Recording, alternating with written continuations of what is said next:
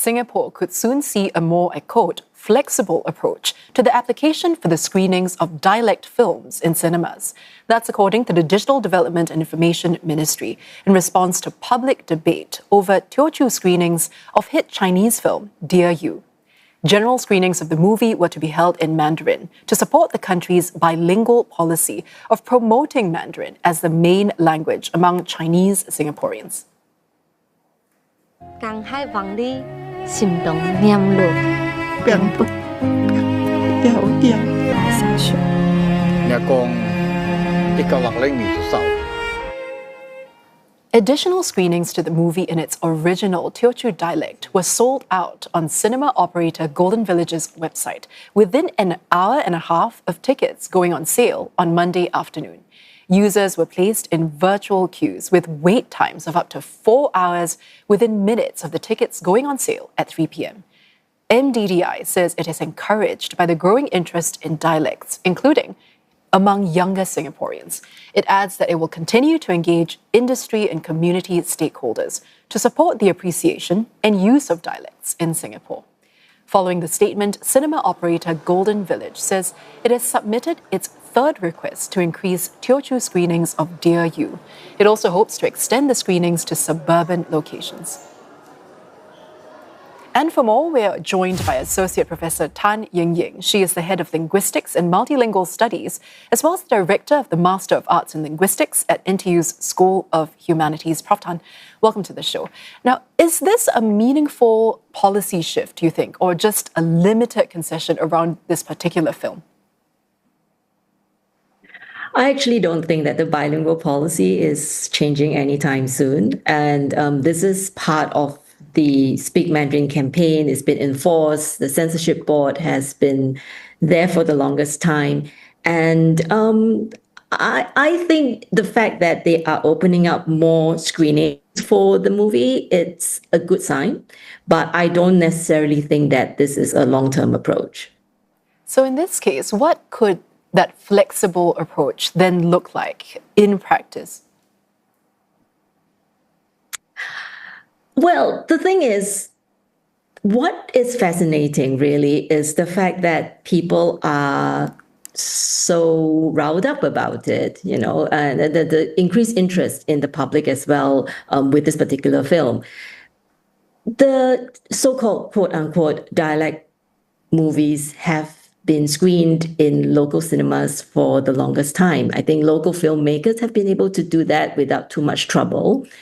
Hong Kong films have been dubbed over in Mandarin from Cantonese, and people don't seem to be so upset about it. So this particular film actually is a little bit special. It speaks of something a little bit more, I think. And in terms of its long-term approach, I think what the IMDA has been doing is also doing a case-by-case evaluation of what can be screened and what cannot be screened and what needs to be dubbed over and what not.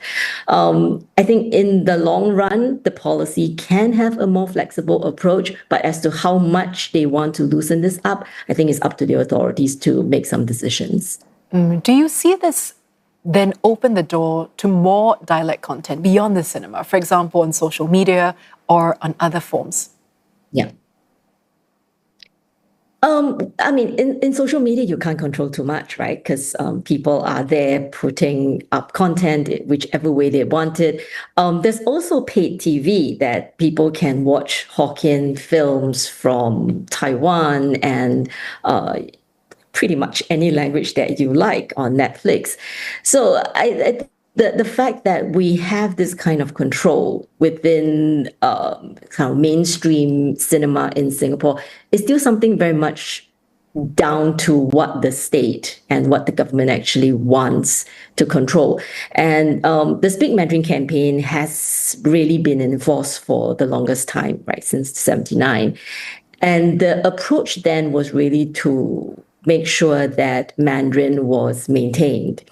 And proficiency in Mandarin was the primary focus for that.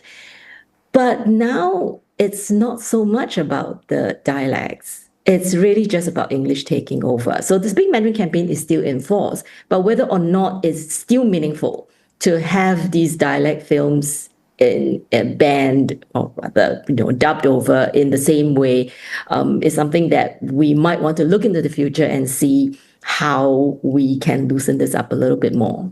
Especially given the response from the viewers on this film.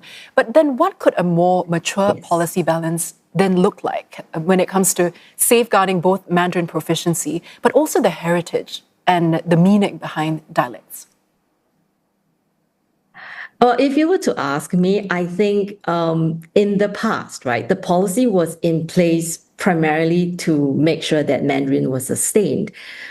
But the threat of the dialects are no longer there. People are not speaking them. And young people's interest in these languages, I think, just speaks to a kind of a nostalgia for the past, maybe even, no offense taken, but an exoticization of what kind of languages they were that actually have been lost. So it's really the search for the roots, a search for heritage.